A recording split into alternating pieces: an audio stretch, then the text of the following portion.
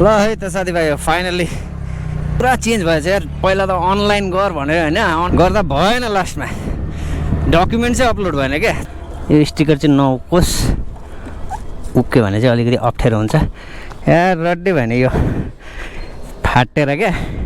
धन्न inspector sir राम्रो हुँदो रहेछ, मजाले बनाइदिनु भयो आफ्नो। हो चट्टसँग गएर लगेज बानिहालौँ पहिला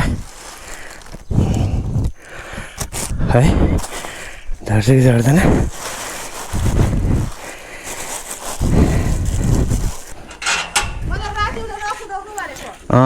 कुदाउँदिन त नि, ल आउँदैछ ल। Bye bye. ल त साथीभाइ finally the ride has begun है। क्यास निकाल्नुपर्छ हो, यहाँ एटिएमबाट क्यास निकालिहाल्छु। क्यास निकालेर राख्नु पर्यो किनकि काँक्रेभिट्टामा साट्नुपर्छ। उतातिर अब कहाँ एटिएम खोजिबस्नु है। कस्तो दामी भइरहेको छ है, मजाको घाम लागिरहेको छ। अब नेपालतिरको वेदर कस्तो हुन्छ, होपफुली पानी चाहिँ भेट्दिनँ होला हौ म, जहाँसम्म लाग्दैछ मलाई होइन। यस्तै क्लियर वेदरै पाउँछु होला। जय श्री शम्भु हे प्रभु, हे भोलेनाथ रक्षा गर्नुहोला, राम्रोसँगले पुगेर आम। जय मा दुर्गा भवानी माता रक्षा गर्नुहोला, राम्रोसँगले पुगेर आम प्रभु। राइडको फर्स्ट फ्युल अप र फर्स्ट खर्च है त। अब चाहिँ खर्च सुरु भयो, पेट्रोल हाल्नु पऱ्यो, यहाँनिर फुल ट्याङ्क गराउनु पऱ्यो। फर्स्ट फ्युल अप हो र फर्स्ट खर्च हो, कति हुँदैछ भन्छु र आज दिनभरिको खर्च कति हुन्छ त्यो पनि भन्ने छु। ल त साथीभाइ फर्स्ट खर्च फर्स्ट फ्युल अप 450 किलोमिटर भएको छ। 9978 9978। आजको किलोमिटरको मेरो टार्गेट छ बर्दिवास पुग्ने क्या।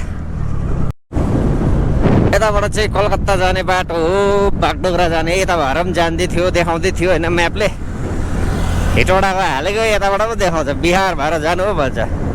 डट नेपाल छोडेर बिहार भएर पो जान्छ भनेर चाहिँ जबरजस्ती हिँडेको यो घाटा। ल त फाइनली काँक्रेभिट्टा अरे पानीट्याङ्की बोर्डर आइपुग्नु आँटे। अब यो फ्लाइओभर क्रस गर्ने बित्तिकै पानीट्याङ्की बोर्डर हुन्छ, त्यहाँबाट डकुमेन्ट्स देखाएर काँक्रेभिट्टा पस्नुपर्ने हुन्छ। ल है त साथीभाइ फाइनली नेपाल एन्टर हुँदैछु हो। यो चाहिँ हो मेची पुल। साथीभाइ फाइनली है भान्सार पनि बनियो। अब चाहिँ रोड पर्मिट बनाउनुपर्छ। आजकल पुरा चेन्ज भएछ यार। पहिला त अनलाइन गर भनेर होइन, अनलाइन ट्राई गर्दा गर्दा गर्दा उदुम के गर्दा भएन, लास्टमा डकुमेन्ट चाहिँ अपलोड भएन क्या। त्यहाँबाट चाहिँ त्यो दाजुले आफै लु नि त भएन भने चाहिँ म गरिदिन्छु अरे हो। अन्त चाहिँ याद हुन्छ, अन्त चाहिँ आफै गरिदियो। लास्टमा फाइनली 10 दिनको भन्सार पाएँ हो।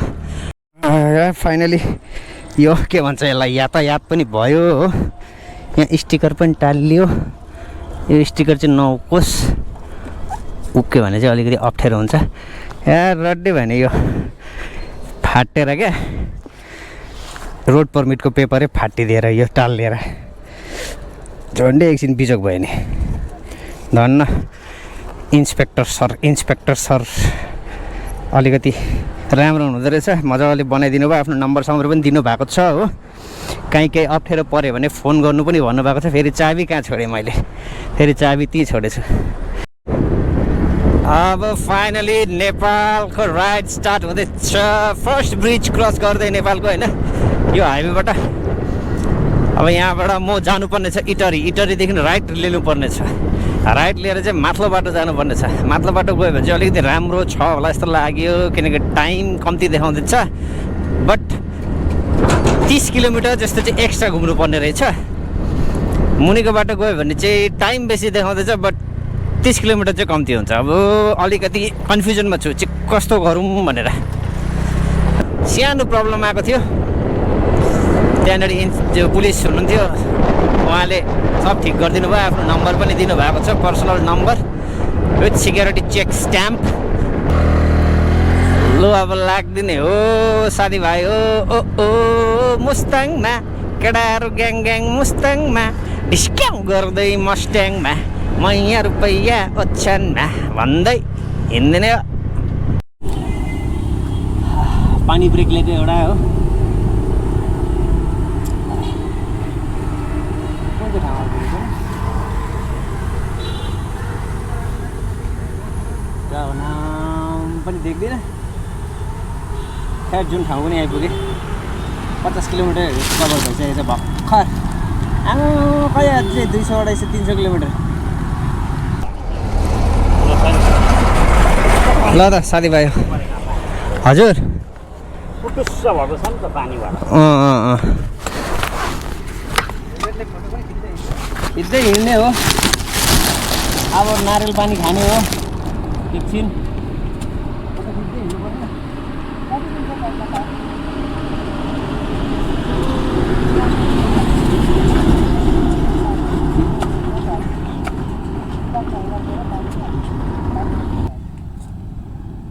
बेसी पर्दो रहेछ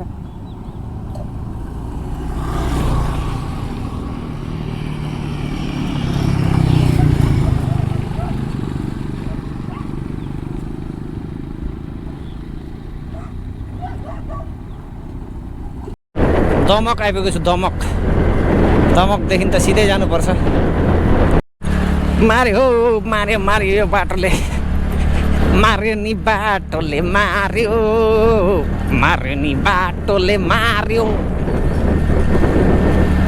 डेसमा गाँठो पार्यो उफारेर गाँठो पार्दिने गाँठे रातो र चन्द्र सूर्य जङ्गी निशान हाम्रो ल साथीभाइ अचम्म भयो इटरी यस्तो ठाउँमा मैले खाना खाने ठाउँ भेटिनँ अनि यहाँ पाउँछ होला हौ सायद खाना साना सोधिहेरौँ न पायो भने खाइदिइहाल्नुपर्छ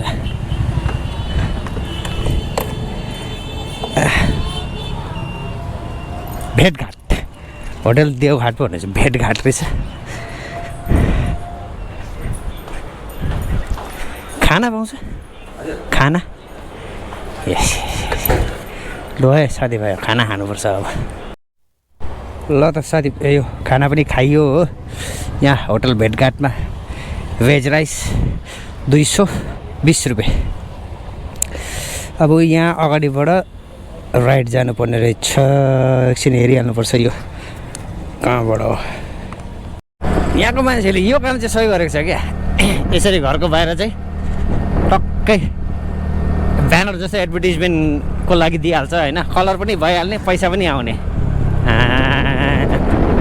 थुप्रो देखेको छु क्या यहाँ पनि छ होइन प्रायः घरहरूमा यसरी एडभर्टिजमेन्ट हुँदो रहेछ हो अब यो एडभर्टाइज गर्नेहरूले कलर गरिहाल्छ अन्त चार्ज पनि गर्नु पायो मस्त दुईपट्टि जङ्गल हरिण पनि निक्लेको रहेछ धरतीको पहिलो तीर्थस्थल अरे धरतीको पहिलो तीर्थस्थल पो रहेछ त बरात क्षेत्र जाने बाटो पो रहेछ त बरात क्षेत्र ओहो बरात क्षेत्र जाने ठाउँ पो रहेछ त हे प्रभु रक्षा गर्नु होला